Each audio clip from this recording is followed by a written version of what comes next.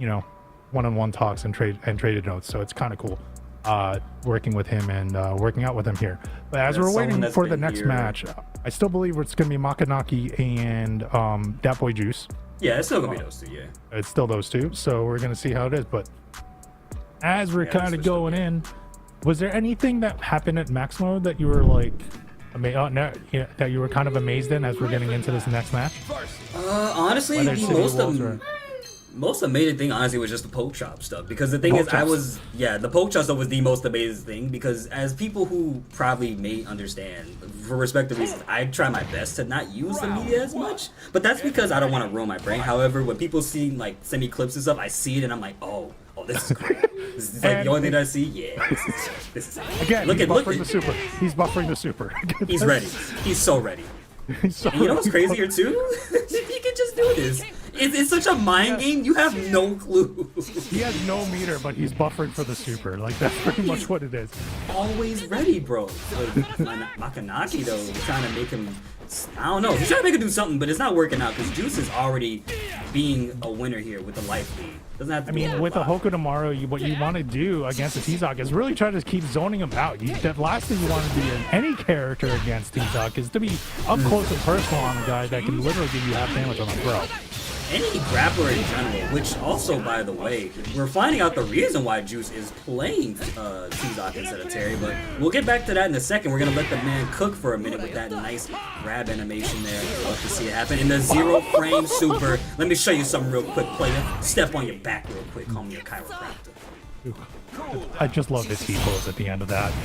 It's so dominant. It's so T-Zoc, literally. It is very much T-Zoc, and then we do it again, and he goes in with little spinning. I call that a spinning pile driver, but whatever. It may as well be SPD. Yeah, it's a little bit basically an SPD. But as we're gonna get going here, we're gonna see if Makanaki can make a little bit of an adjustment. Was getting some pokes in, but just not enough poking, and not really enough runaway, like poke runaway. It was a lot I feel like Makanaki Juice kept getting him. Yeah, there you go. I think that's what Makanaki is looking for. Because you gotta remember one thing. It's one thing to go in on a grappler, but it's another thing to stay in front of a grappler for an extended period of time. Because once you get grabbed like this, it all becomes a different sort of ball game. No drive rush in this game, though. We just got T-Zoc closing the gap. Was he doing the spear to set up something and then just like walked into that big command throw? I feel like that's what it might have been, but only time can tell. Yeah, I guess that's something we can ask him later, because it looked like he was trying to do some sort of Oki setup or meaty setup, and then it was just like, nope, that didn't really work. And next thing you know, he gets SPD again. Speaking of which, make sure you folks do ! Max Chirino there, and if you do that, just claim those codes that are there. And thank you very much to SNK Esports for donating the $47.50.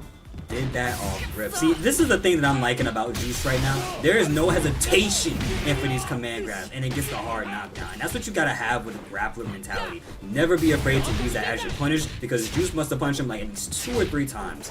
Still looking not too clean for Makanaki. He's trying to fight their way out, but they've winded up putting T-Zoc and Dat Boy Juice in the overheat meter section. Guard break looking to be imminent at some point, but Juice makes the grab situation happen for them. Gets the super. And no, not yet. It was close to what's the setup here on the wake up. All right, did the cross up? The teleport is there, but we're almost out of overheat, so the guard break needs to go. There's the guard break. Now this is gonna be damaging. Nope, never mind. We're gonna do another SPD.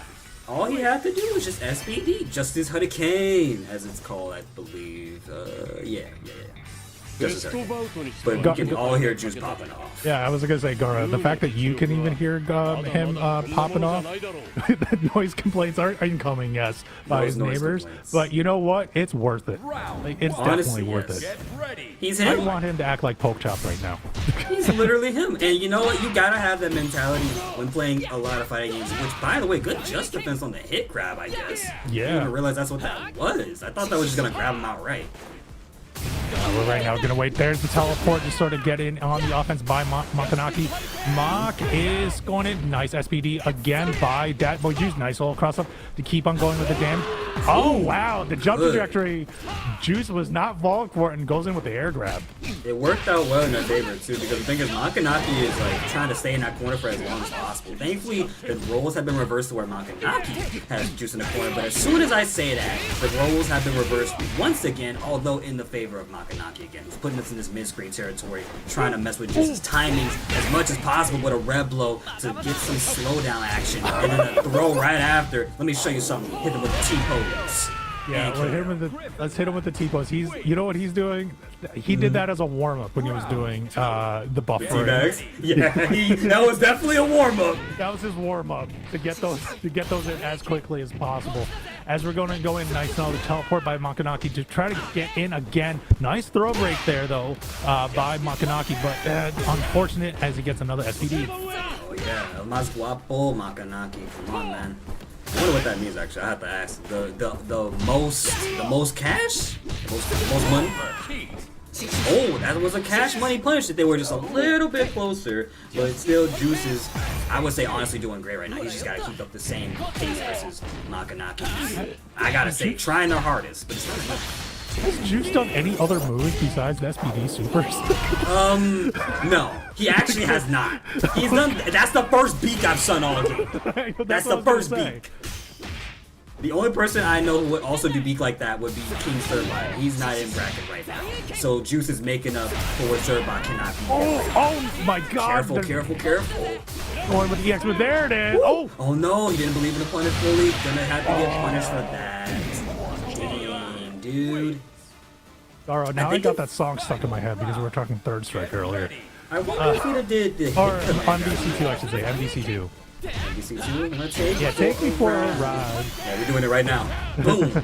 Justice Hurricane just backs away, goes in for a little minute, and I like that from these two. Kind of playing it slow versus Makanaki, even with the controller situation, right? Because that's what happened in the first place. But I would say Juice is doing pretty good with Tizzle right now. Unfortunately, though, gonna have to eat a lot of damage for that. Not dead here into the meter percentage on Makanaki's side. We'll get one more setup. No hits in, quick light, but not enough. And there we get Juice trying to get something started. This is where you don't want to be with a grappler. Low health, can't do anything, but Makanaki says, I don't care. Goes in for the kill and gets 1-1. Definitely not like this, but you know what? It is like this for Makanaki, so he gets on the board, or I should say they get on the board here and tie up this set 1-1, and we'll see how it goes in with the final game. And you know what? It looks like Makanaki, at least in that last 2 rounds there, did make a big adjustment. Really goes in and goes all ham on a bread and butter combo, and then really just tries to run away. And he's not doing too bad, but again, you gotta worry about stuff like this from Juice, who is landing like just defense into SPD all the time. And that's the mentality, right? When you have a grappler doing this, literally, to the hell would I want to approach? Look, he about to do it. He almost did it there. He's just waiting for it. He's just waiting for the teleport to go in. And then you gotta keep in mind the health lead too. Like, yeah, he teleported and got it, like you said. But again, it's not enough to stop him. But thankfully, we get ourselves a combo finally from Hokutomaru. And I'm sure Makanaki's gonna make sure he hurts, which he does. But now we got Juice and SPG. Oh, God. Oh, man, down to one last interaction, basically. Whoever gets this next hit will go for it. Oh, the red one. Oh, that's dead. Goes in with the suplex. Yeah. Suplex and belly flop. I didn't realize that. I forgot that had a second part to that animation. Gotta go for the pinfall. 1, 2, 3. Slam your hand on the mat. Exactly. He's churning butter? He is definitely churning butter. He's literally rotating the stick over and over. Actually, he's churning the stick as much as possible to get the 720. Like that right there. I didn't realize chat was we were doing chat at the improv tonight, but that's all right. As we keep on going here, speaking of improv, Makanaki's really going in. Oh wow, what a catch by Dat Boy Juice again, and Dat Boy Juice is just waiting for his turn, even though he's in overheat. Which is not a bad thing, because again, the only thing you have to worry about is being guard crushed, but it seems like Juice is not afraid of that at all, which I like seeing from Juice here.